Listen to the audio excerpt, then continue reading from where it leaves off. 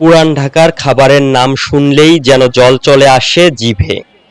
নানা পদের সুস্বাদু খাবার, নানা বাহারি নাম। সেই স্বাদ নিতেই দূর দূরান্ত থেকে ভোজনপ্রেমীরা ছুটে আসে পুরান ঢাকায়। মজাদার আর জিভে জল আনা নানা রকম স্ট্রিট ফুডের আয়োজন চলে পুরান ঢাকার এই সব ফুড কার্টগুলোতে। শীতটাকে উপভোগ করার জন্য আসলে স্ট্রিট ফুড খেয়ে উপভোগ করব বলেই আমরা এখানে চলে এসেছি। প্রতি বিকালেই দেখা যায় এখানে হাঁটতে আসি, হাইটা এসে কখনো চা, কখনো ফুচকা, এবং আমার মনে হয় মানে লক্ষ্মীবাজার একটা জমজমাট এলাকা হয়ে উঠেছে আর কি এই আপনার স্ট্রিট ফুডের জন্য। ভাপা পিঠা, চিতই পিঠা, ফুচকা, মোমোস, গ্রিল, বারবিকিউ, পিৎজা। শীত এলেই যেন বেড়ে যায় চিতই পিঠার সাথে নানা রকম ভর্তার কদর। চিতই পিঠাও খেয়েছি, এখানে চিতই পিঠার সাথে অনেক ভর্তা রয়েছে, ওগুলো খেতে আমার কাছে ভালোই লেগেছে।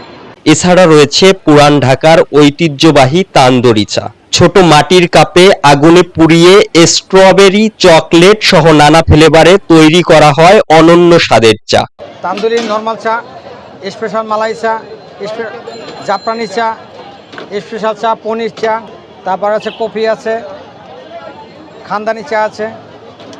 আমার এটা মাটিতে তান্দুল করে এবার হিট দিয়ে এবার চাটা বানানো হয়। কর্মব্যস্ত জীবনে যাদের হাতে খানিকটা সময় থেকে যায়, কি করবেন ভেবে পাচ্ছেন না, বন্ধু বান্ধব বা প্রিয়জন নিয়ে চলে আসতে পারেন পুরান ঢাকার এই সব স্ট্রিট ফুড কর্নারে। এখানের যে কোনো একটি স্ট্রিট ফুড হয়তোবা আপনার মন ভালো করার কারণ হতে পারে। অভিষেক মল্লিক, সময়ের কণ্ঠস্বর, পুরান ঢাকা।